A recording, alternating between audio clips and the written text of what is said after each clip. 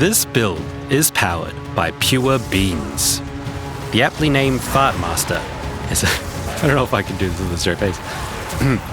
The aptly named Fartmaster is a plague-bearer ritualist with the ability to expel corrosive death with alarming regularity. DwaneDibbley was determined to make use of mechanics and uniques which haven't seen much exploration before. The result is a strikingly powerful build, and at the time of making this video, it's also quite affordable. The basic gameplay loop uses Lightning Spear, not to deal damage, but to apply poisons to multiple packs at a time. Our other primary skill, Plague Bearer, works by storing poisons dealt and then unleashing them in a devastating gassy nova. With this build, a single well-placed Lightning Spear is enough to prime Plague Bearer with a burst powerful enough to clear screens. Dwayne is using the Splinter of Lorata, a low-level spear that does practically no damage. But the simple pointy stick happens to be infected with the Super Plague.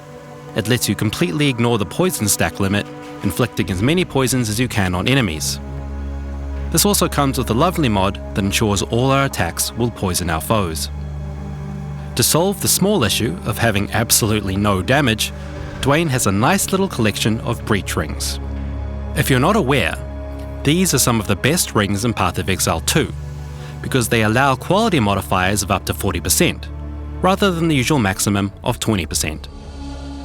Each ring here is rolled with a bunch of flat damage, and Dwayne has boosted them with 40% quality of attack mods. You may also notice that this build has 3 rings.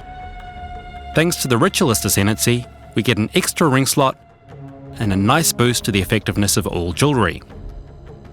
Finally, we're using the Ingenuity unique belt to juice the power of our rings even further. Never before has such bling been used for such dark purposes. To tie all of this together, Dwayne is using the Plague Finger unique gloves. This is another cheeky cheap unique with a very important mod. All damage from hits contributes to poison magnitude.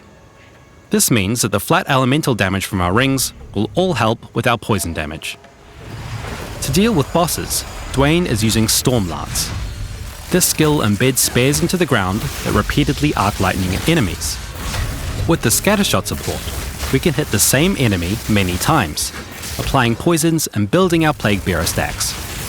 With enough investment, this build can handle high-level bosses quite happily. This is also a build that makes effective use of having a healthy stack of spirit. Auras like Herald of Plague and Blood Boil help us clear maps faster. Meanwhile, Withering Presence and Trinity boost our damage even more. Finally, Dwayne's passive tree is straightforward, focusing largely on poison damage, ailment damage, crit, and evasion. And that's basically all there is to say. This build is relatively simple, but original, and feels true to the theme of the Ritualist. It uses the dark arts of poison and powerful rings to clear maps and choke bosses. It also has possibly the best name in build showcase history. Check out Dwayne's video and build guide about the Fartmaster in the description. Thanks for watching.